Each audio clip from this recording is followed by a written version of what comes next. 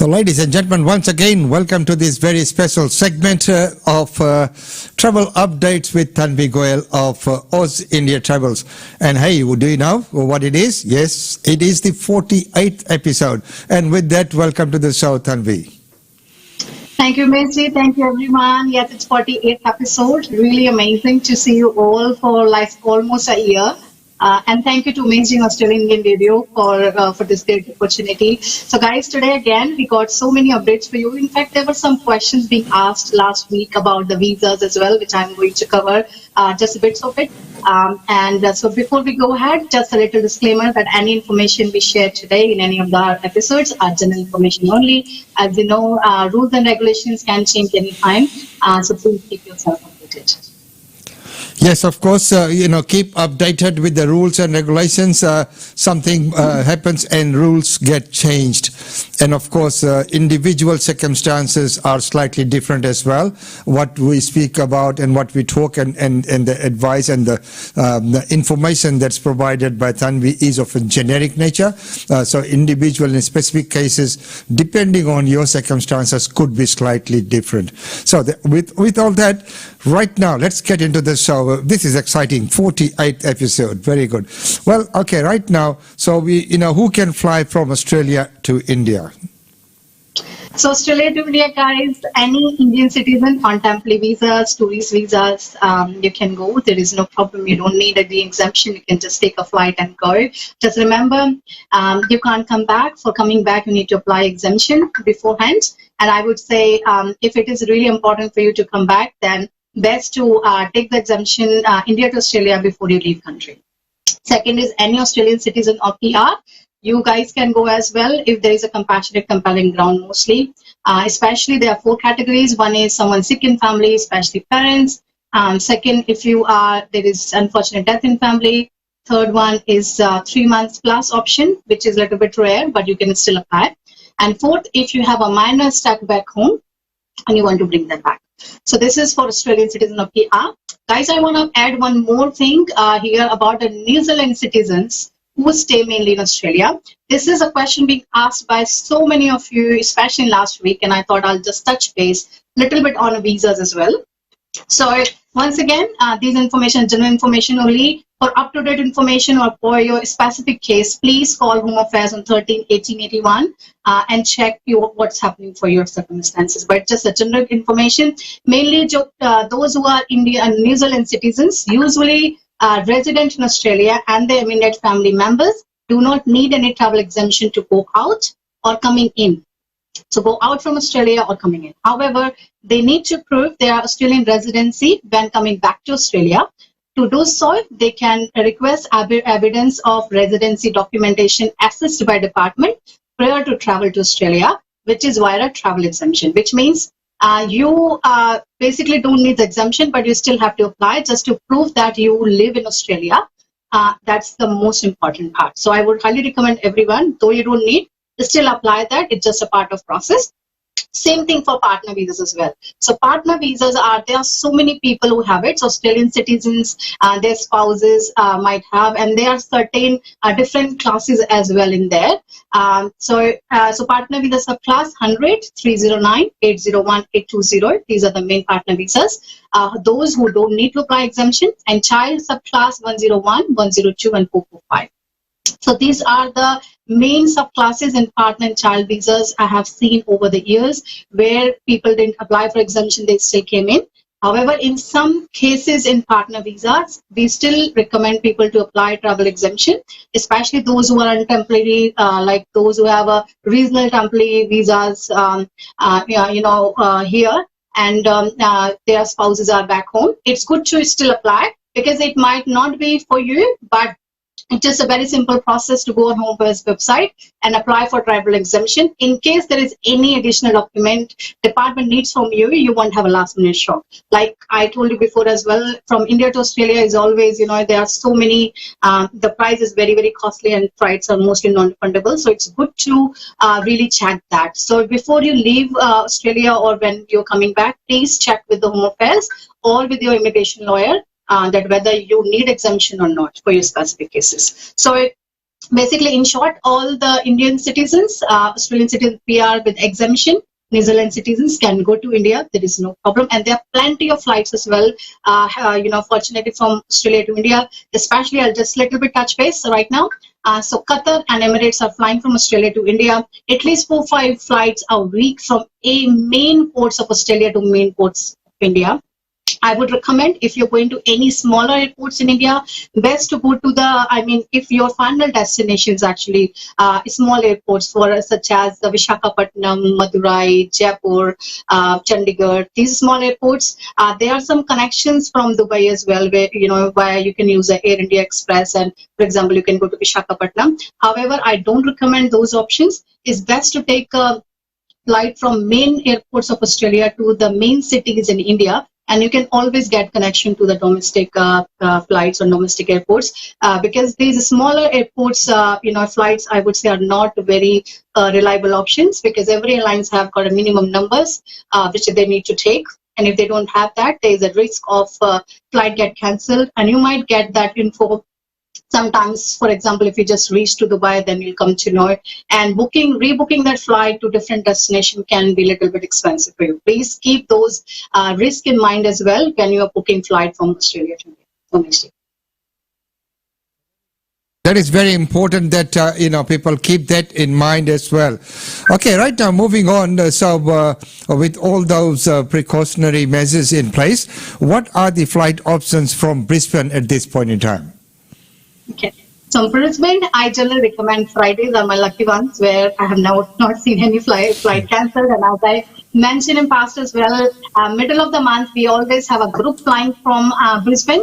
So this time we have 17th of September.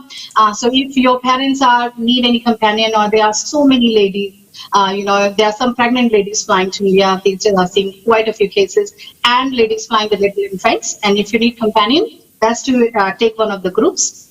And if you want to take individual flights as well, there's enough assistance available, guys. Believe me, all the co-passengers also, they are so helpful these days. Even they are girls or even the older people, they always come forward to help. So it's really, I would say, a nice sign. Though not a nice time if you see a COVID wave, but people are so helpful. They're more kind and compassionate these days. So flight-wise, Emirates flights are every Tuesday, Fridays, and Sundays. So upcoming are 19th, 21st, 24th, and 26th September. And Qatar flights are Tuesday, Thursday, and Saturday. So 18th, 21st, 23rd, and 25th September. So that's a very good, some options are available there. Well, right now, moving straight on to Sydney, what would be the options from Sydney at this point in time?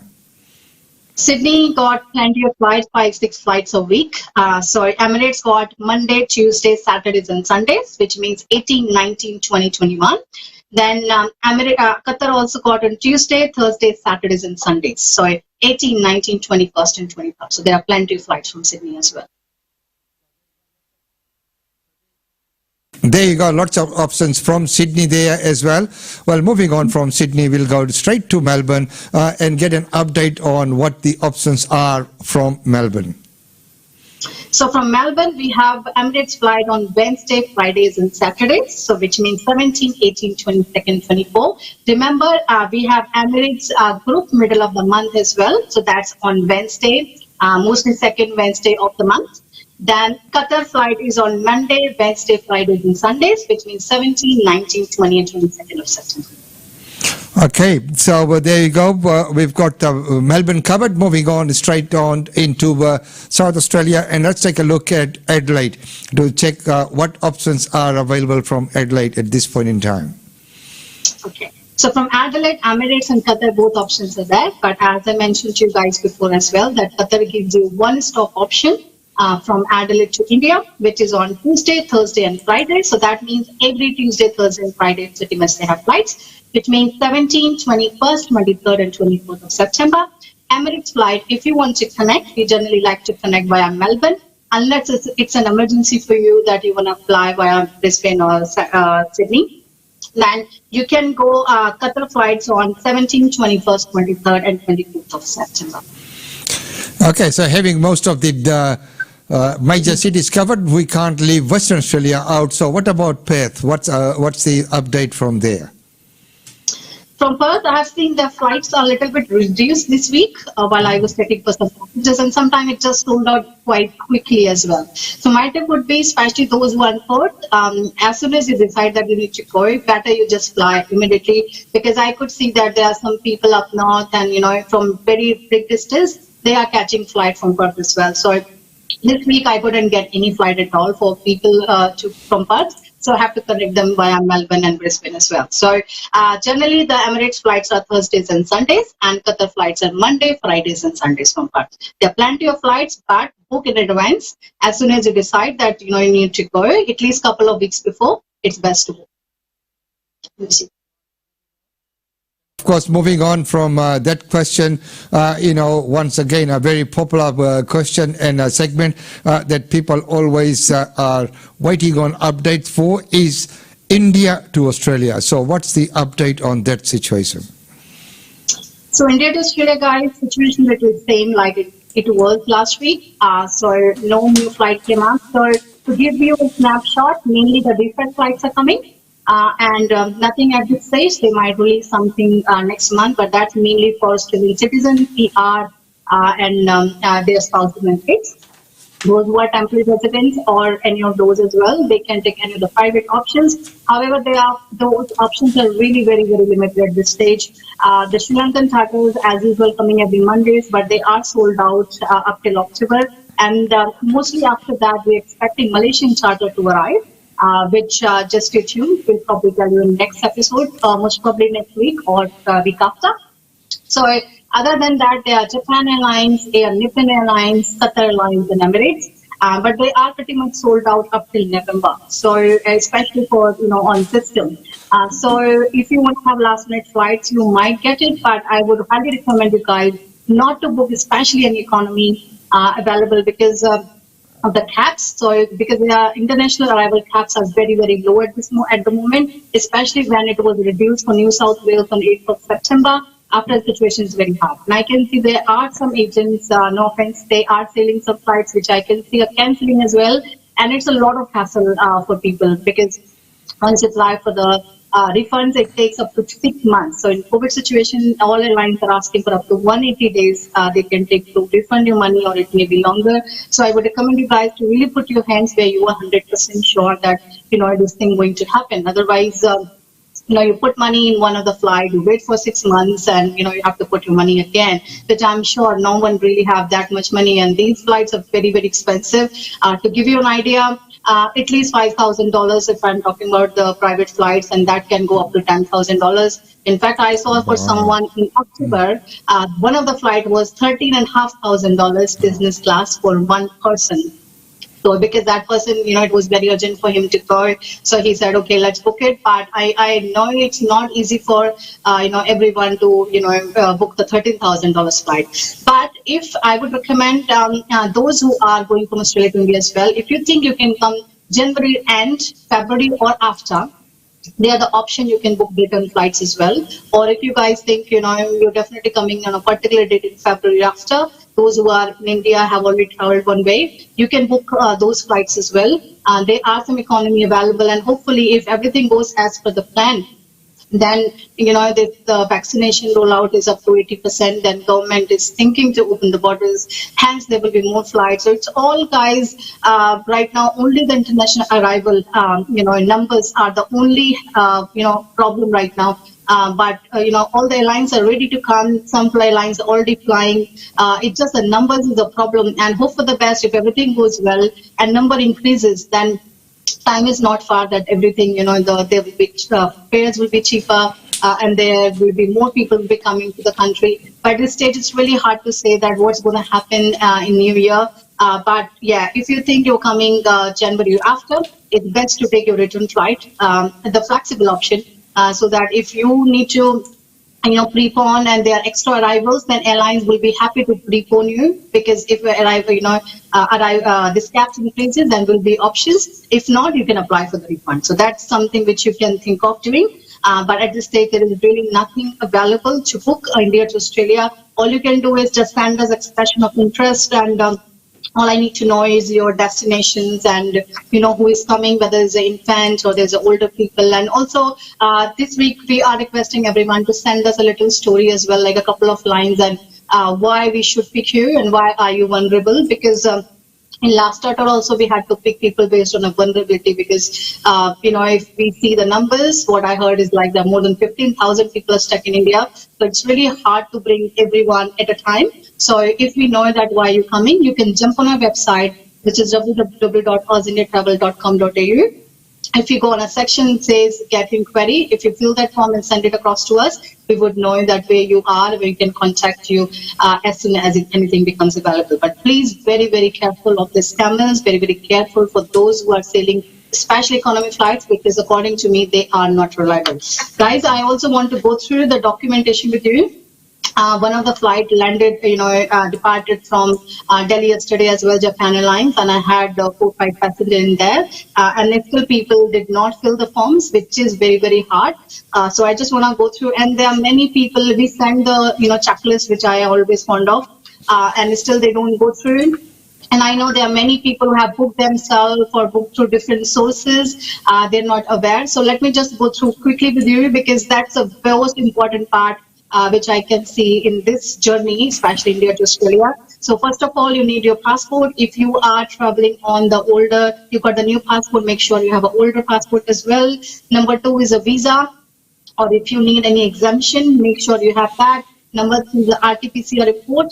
Remember the time of your, this report, or the time you give the sample and the time your flight is departing, international flight departing from India, is how you calculate the time. So please never get confused that the time, calculates when you're arriving in Australia or when your domestic flight is departing. No. So it's always the time you're giving the sample and the time your international flight departing. So 48 hours between both these times. And this report must have your name, date of birth, or your age, passport number, and QR code. So these are the mandatory ones. If you don't have any of those, airlines won't let you check in. Number 4 is the Qatar consent form if you're flying with Qatar. Number 5 is the most important, which is Australia travel declaration form. I just want to mention one thing here. If you're flying with any of the companions, so if you're flying with any of the family members, if you have any allergies for your quarantine services, you need to mention everything in this particular form. This is the most important form coming to Australia. And this form, as I mentioned before as well, many times, showing lots of errors. Make sure when you're writing the flight number, it doesn't have any zero or any space. For example, if the flight number is UL space 608, then you never put 0608, you write UL 608, and you don't put any space as well in between. And in this form, you need to fill the country you are departing to Australia. For example, if you're going from Delhi to Dubai, and then from Dubai to Australia, then you have to write UAE, because you're departing from UAE to Australia. If you're going with Japan Airlines from Delhi, from India to Japan, and Japan to Australia, you have to write the departing country is Japan, not India. Okay, so this is the error which many people face. I have made a quick video as well, which I can share with you how to fill that form. And I have got a checklist which I can share with you then how you have to do it. And number 6, very, very important, is the state declaration form. Every state have their own passes. You might need to fill 2 passes as well. So 1 pass when you're coming, for example, from Delhi, your final destination is Brisbane, but you're coming via Sydney. So if you're going to quarantine Sydney, you have to fill the, quarantine if there is any, state pass for Sydney. And then when you're coming to Brisbane, you have to fill another one before coming to Brisbane, another one. Okay. So there may be many of those. So this is the main thing which you need to know. Please share with your friends as well if they are coming from India. Okay, so there we go. That's a lot to take on, but it is wonderful to see that you have all those things there and covered, because even just listening to all the things that's required, so it is not easy, and it could be a bit scary if you miss something after going through all that problems to, after going through all the procedures, then even then finally you could miss the flight because of something that's missing. So you just can't afford, to incur that kind of expenses, and then just because you didn't fill something properly, miss out. So that is very, very important, and I think all the advice that Tanvi has just given, please listen to that. Well, right now, moving on, locally, as we know, there's lots of talks about some restrictions being eased and some areas reopening slowly as well. So what's exciting about nationally here in Australia? So exciting, amazing is pretty much all ends coming with some offers, some extra flights, preparing for the Christmas or after. So I'm gonna share all that with you guys. To mark its first services, first of all, that's from Virgin Australia. They are doing promo for Tasmania now. So I think pretty much from last 3-4 weeks, you guys must be listening Tasmania from me, because I think that particular state is really going very active and promoting and want to welcome every Australian to Tasmania, and it's really quite good as well. Like they mentioned last week that they want everyone to be vaccinated and they want to make it compulsory for everyone if you're coming to Tasmania. So no Zabi, no Tassie. So keep that in mind if you're going there. So the new update from Virgin Australia is to mark their first services between Adelaide to Launceston, which they started on 10th of August. So Virgin Australia now offering their flights just for $79, where you can travel up to 28 February. The promotion will run, up till the next Friday, and that also includes loyalty points and status credits as well. So there are some cool offers going on these days for many of the states, especially for Tasmania, and Virgin Australia have got really amazing deals just for $79, which you guys can have a look. Next is from Qantas. So Qantas will launch 3 return services now between Brisbane to Launceston as well from 1st of November, deploying its Qantas Lane Boeing 717 aircraft on the route. The flight will operate until end of March 2022 as of now, with plans to potentially increase the capacity in line according to the demand. Meanwhile, Jetstar will also add 2 extra weekly services to existing Brisbane to Launceston route from November, bringing the total flight each week with the aircraft A320 and aircraft 29. So there will be plenty of flights to Launceston, Jetstar, Qantas, and Virgin Australia so far. Next is New South Wales government. They have confirmed that domestic travel, including regional New South Wales trips, will be permitted the Monday after the state reaches 70% of its adult population being double vaccinated. So caravan parks, camping grounds will also be allowed to open at that time.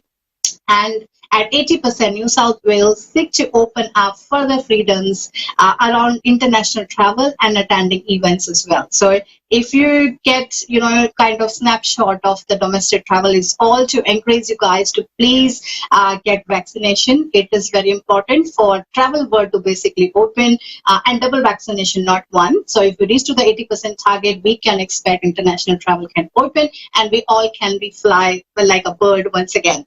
And also Tasmania is on hot cake right now, I would say. So if you're planning your journey, you can. Majority of properties and the tours, and they are all flexible as well. I still would recommend you guys, before you book any domestic travel, there are heaps of deals available in market. Then book the flexible options as well. You might have to pay a little bit extra, but best to go for flexible options. Other than that, if you go on our website, which is www.aussienitravel.com.au, I got under the Australian short tour section. There are heaps of for every city in Australia. You can search, and there are heaps of discounts and offers, and it says everything, all single details, that what you expect, what you should bring, what you can inform to the the supplier as well. So every detail is there. It's just a clicks away. You can book from there as well if you like to. So this is a main update basically nationally.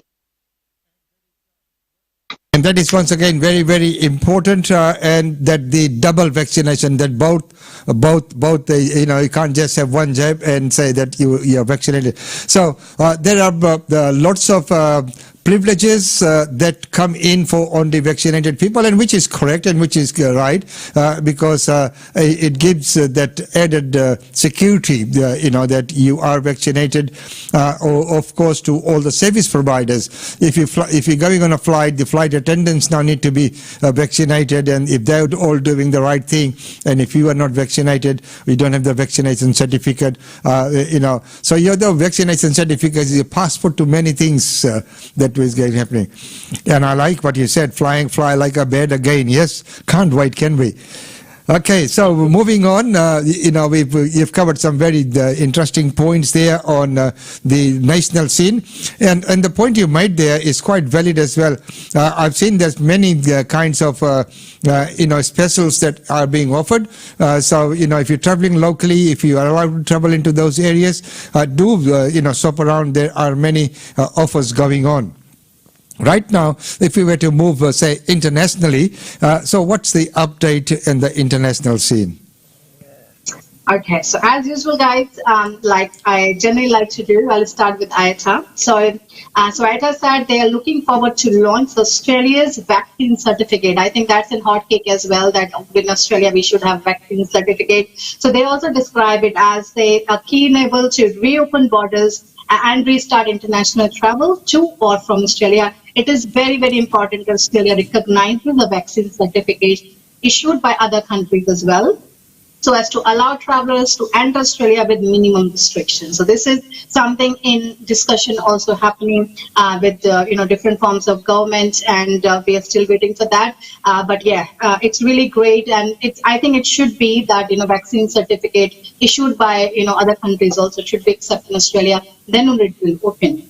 So next is from Japan. So Japan will also issue their digital COVID-19 vaccination certificates for overseas travel from December onwards. So Japanese government plans to issue these guarantees via QR scan code and through a smartphone application as well. So you guys might see that there are different kind of innovations things happening. So you can generate with the QR code, with the smartphone apps, online. So there are different forms of things which other countries are experimenting. And we hope very soon these will start in Australia as well. Next one from Hawaii Airlines. So they have reported preparing to restart their flights back to Australia. The carrier had indicated that it plans to resume those flights from Honolulu to Sydney or Brisbane from 16th of December, marking the first time in 18 months they're planning those journeys. So as we all know that they are the recent notification that the border is probably going to open 16th of December. Mostly all airlines are, getting prepared to open the flights from that date. So yeah, we all have to be very optimistic, but that's great to hear from Hawaiian Airlines as well, because I know we have so many Hawaii lovers out there. That's really great news for you. Next is from Emirates. Emirates, just for a bit of info from them which came across, and I thought it's good to share with you guys. So Emirates carried around 15.8 million passengers as the largest international airlines in 2020. So last year, Emirates Airport Innovations facilitated a safe resumption of travel. Further, they have also enhanced a lot of customer experience, and this was led by the new self-service check-in, bag drop-off kiosk, enable customers to check in and receive their boarding passes even beforehand. They can select things, they can drop off the bags. In fact, some of the hotels also tied up and trying to tie with different airlines where people don't have to touch their bag in between as well and sanitize them before they go forward. So it was really excellent, work by Emirates, I would say, last year, and they are continuing to do so. Emirates also announced that it will be restarting their services to Saudi Arabia from, they have actually already started, and it will be going at least till 8th of October from now. The resumption of these services built on Emirates' growing global footprint, and they are trying to work that on different sectors and based on the demands of other countries as well. So there are quite a few flights which we can see in a connection on Emirates platform to Saudi Arabia, at least up till 8th of October. And so if anyone can go and belong to Saudi Arabia, then you might have more connections and you should be able to go. Next is from Scoot. So There is a bit of school, updates from school which they want people to, to know. Since they started for Singapore, so all passengers are required to comply with prevailing health regulations and requirements in Singapore. So there are a bit of changes which I would like to share with you, because sometimes, guys, there are different terms or kind of similar terms which get confused. So this is specifically for Singapore and update given by the school. So these may include, in Singapore, you might have to stay home notice. They might give you that.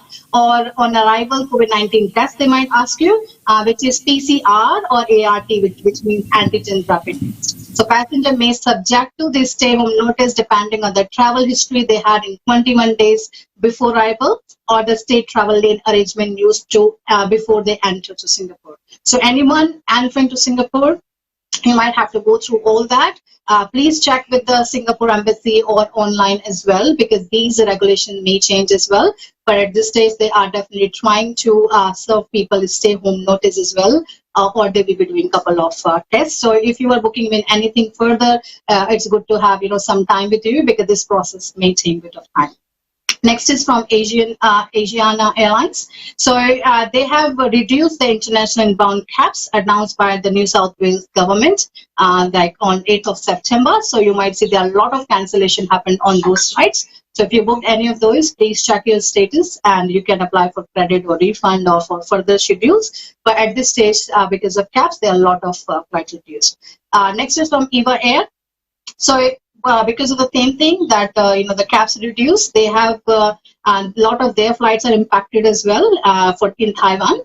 So Taiwan, they have released some new quarantine policies as well to their air crews.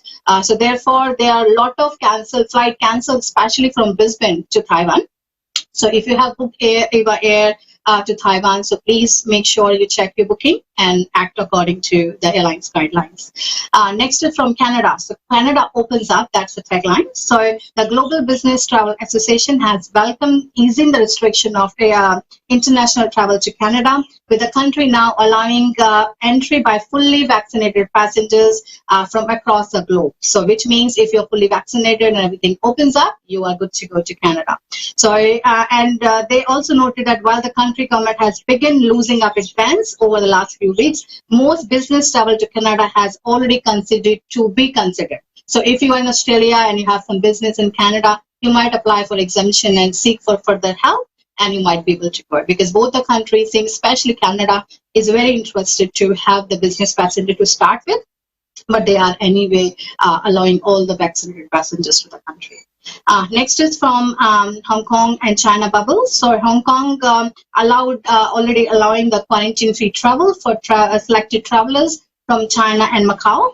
They have already started from last Wednesday. So under the Come to HK quarantine-free scheme, that's what they call this scheme, non-Hong Kong resident will live and work in China and Macau will be able to enter Hong Kong without undergoing any compulsory quarantine at a designated hotel. So please check that if you need to do anything with the Hong Kong China bubble. They have eased up a lot of restrictions there as well.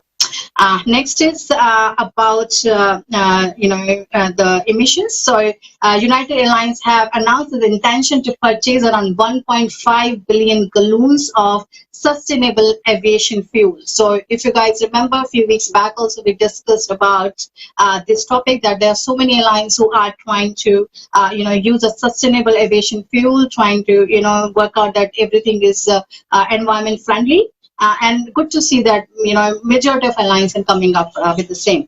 This time, United Airlines and British Airways mentioned about the same. So British Airways has also announced that they're going to launch the Better World Sustainability Program, revealing a new partnership with BP to source sustainable aviation fuel for all the flights, especially between London, Glasgow, some UK, other places to help the climate change summit.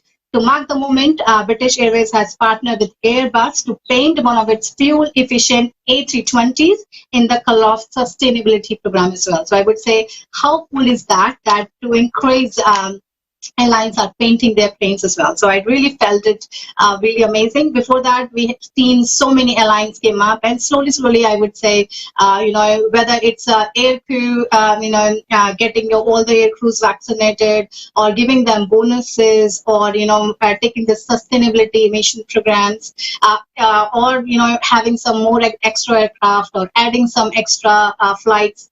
All the airlines, even though they are grounded, they are trying to do something better for all of us. So all we have to do, guys, just be nice and do get the double vaccination dose as soon as possible, so that travel can start. So these are the main updates, Umesh.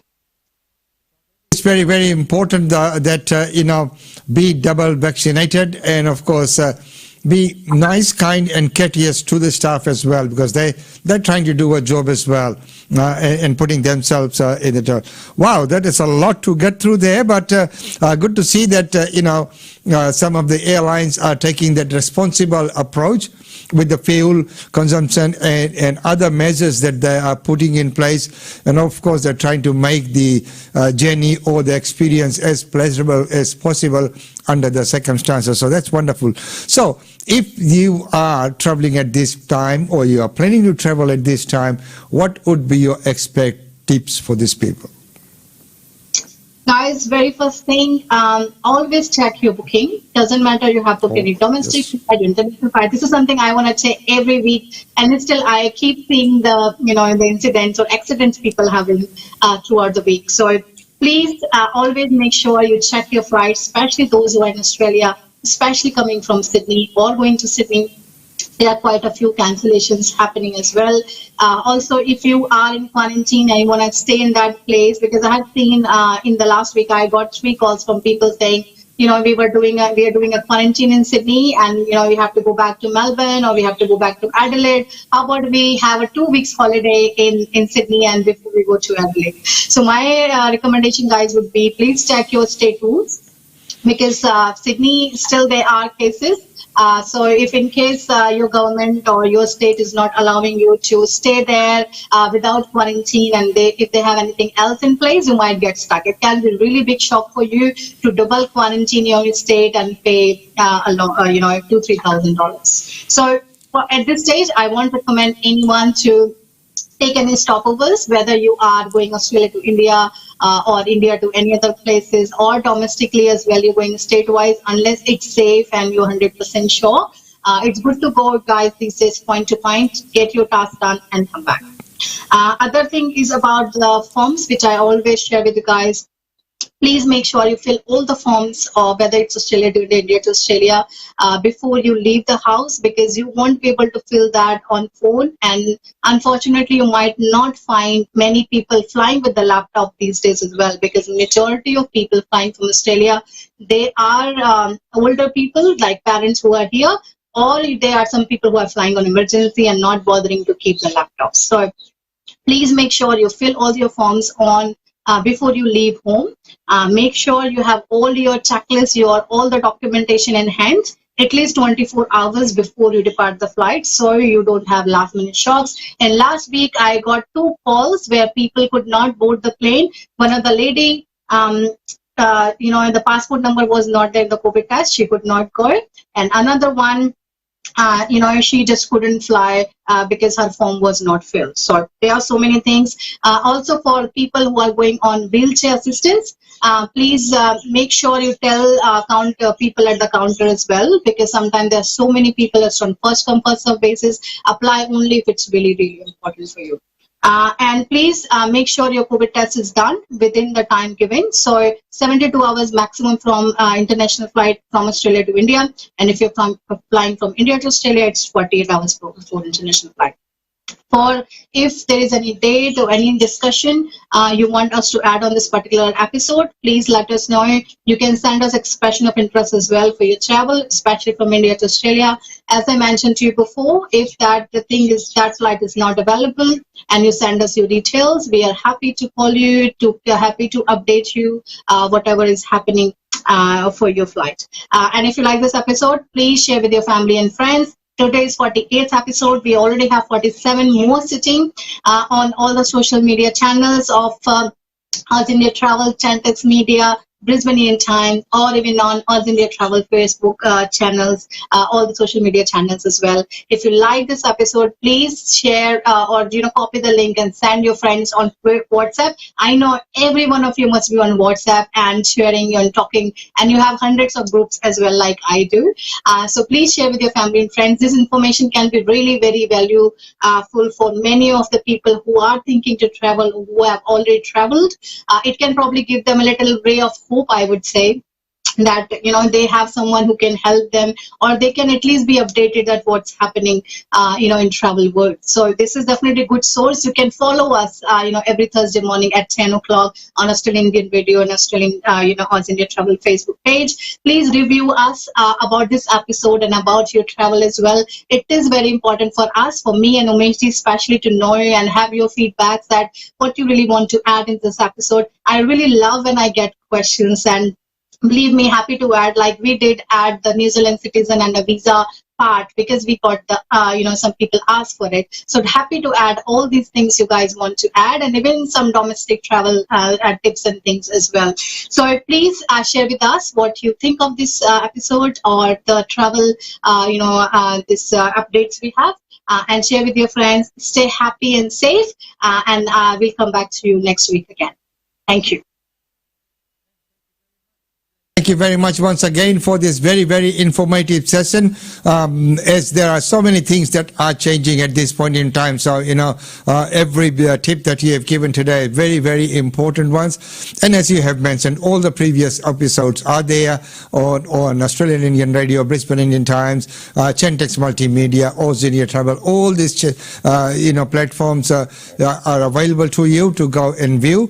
And the other point that you made is about the feedback, so that is very important as well. Or if there's anything else that you'd like to see on those, we're quite happy to incorporate that in as well. So once again, Tanvi, thank you so much for this 48th episode. Wow. Thank you, everyone. I just want to mention one more thing. Doesn't matter you book with us or not. We are there to help you. Doesn't matter what. I'll send you all the checklists we have, India to Australia, Australia to India.